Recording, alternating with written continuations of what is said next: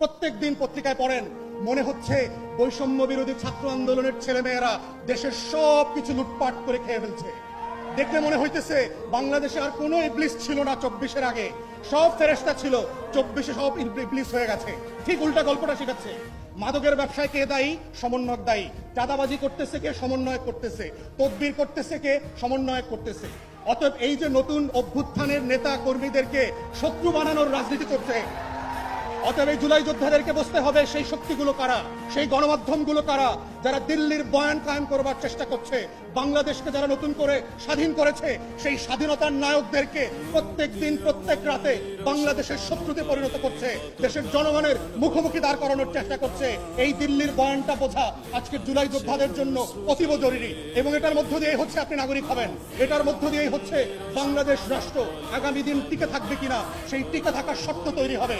এবং সেই শর্তের ভিতরে শুধু বিদেশি শত্রু না, কারা কারা আজকে বাংলাদেশে মৌলবাদীদের উত্থানের গল্প শোনাচ্ছে, জঙ্গি উত্থানের গল্প শোনাচ্ছে। এই গল্প তো আমরা 2001 থেকে দেখেছি, যে এই গল্পগুলোর মধ্য দিয়ে আমার মাদ্রাসার ছাত্র আলেম ওলামায়ে কেরাম বিরোধী দলের রাজনীতিবিদদেরকে গুম করার, খুন করার, আয়না ঘরে নেওয়ার বৈধতা তৈরি হয়েছে। যেই গল্পের মধ্য দিয়ে জিয়া পরিবারের সদস্যদেরকে গুন্ডা বানানো হয়েছে, চোর বানানো হয়েছে, হাওয়া ভবনের নাটক তৈরি করা হয়েছে।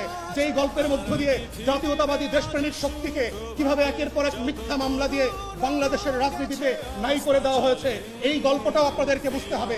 বুঝতে হবে গত 53 বছরের রাজনীতিতে নাটক, সিনেমা, গল্প, গান, ফিল্ম, ফটোগ্রাফি সবকিছুর মধ্য দিয়ে দেশপ্রেমিক মানুষদেরকে অপর করার চেষ্টা করা হয়েছে। যারাই দিল্লির আধিপত্যবাদ মানছে না, তাদেরকে জঙ্গি ট্যাগ দেওয়া হচ্ছে, তাদেরকে মৌলবাদী বানানো হচ্ছে, তাদেরকে হাওয়া ভবন বানানো হচ্ছে, তাদেরকে দেশের শত্রু বানানো হচ্ছে, তাদেরকেই পশ্চিমের কাছে গিয়ে বলা হচ্ছে বাংলাদেশে নাকি দক্ষিণপন্থীদের, মৌলবাদীদের উত্থান ঘটছে। এই চক্রান্ত হচ্ছে দিল্লির আলাপ এবং কলকাতার বয়ান। এই চক্রান্ত আমরা 2001 থেকে বারবার দেখেছি।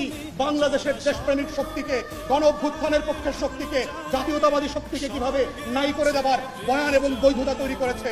তাই আজকে যারা জুলাই যোদ্ধা ছিলেন, আপনাদেরকে বুঝতে হবে সেই শত্রুরা কারা, কারা কারা গণমাধ্যমে বসে পুরাতন বাংলাদেশের বন্দোবস্তকে ফিরিয়ে নিয়ে আসার চেষ্টা করছে, কারা কারা প্রত্যেক দিন রাতে টকশোতে বসে জুলাইয়ের বিরুদ্ধে মতামত তৈরি করছে।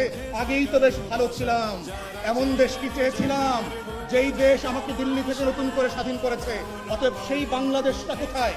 সেই বাংলাদেশটার আকাঙ্ক্ষাকে নতুন করে ধারণ করবার জন্য শত্রু আইডেন্টিফাই করা খুবই জরুরি। এবং তরুণদেরকে, শিক্ষার্থীদেরকে, তরুণীদেরকে, যারা শহীদ পরিবার, আহত পরিবার আছেন, আগামী দিনের বাংলাদেশ থাকবে কি থাকবে না, এটা সত্য হচ্ছে সেখানে।